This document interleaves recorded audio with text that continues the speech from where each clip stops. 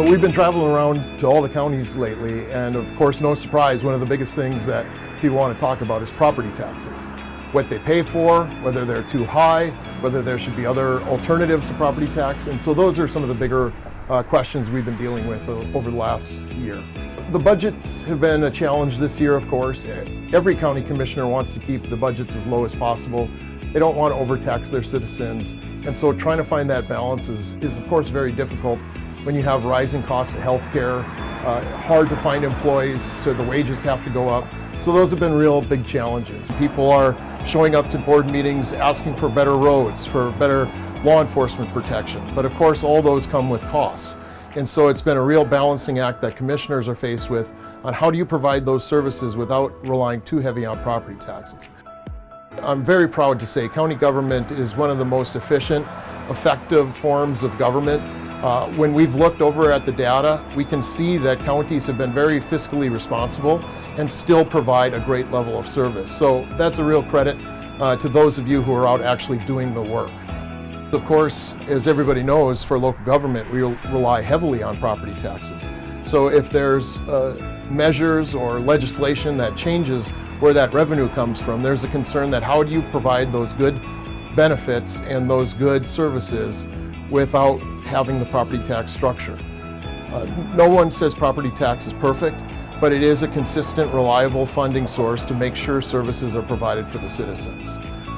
The challenge is, of course, could there be other ways to fund those? And we're working with our legislative leadership, we're working with our executive branch, and working with all of you to figure out if there is a way we can provide those services with a different funding mechanism.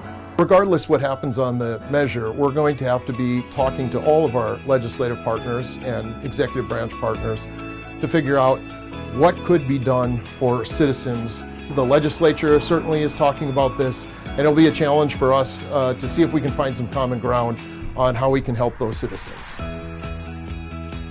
Well, the Association of Counties is honored to be your representative and to work hard for you every single day. We have programs that run from workers' compensation to 911 to legislative services. And I can tell you every single member of our team at the Association of Counties is 100% completely dedicated to helping you in county government. Yeah, one of the biggest successes we've had, and we're very excited about it, is the 911 fee collection process. In the old days, there were multiple checks going back and forth between the association and county auditors and the state treasurer. So at this point, all 53 counties have signed on to the 911 fee collection, which is again attributable to great staff that we have at the Association of Counties, and all of you willing to trust the Association of Counties to help you out. And that's what we're really here for at the end of the day.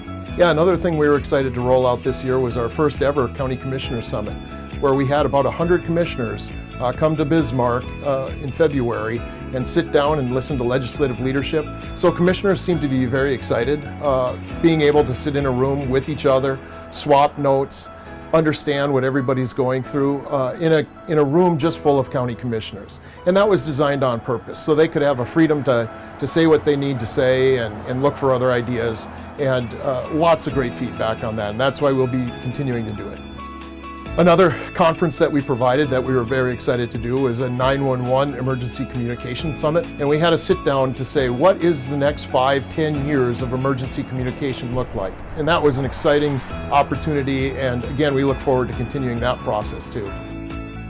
As we end 2024 and look forward to 2025, there's certainly challenges that await county government. In particular, how we fund county government, whether it's property tax or a different form. But for 135 years, counties have been resilient in the face of all sorts of challenges. And I know we'll overcome this challenge too. And we'll be even stronger in 2025.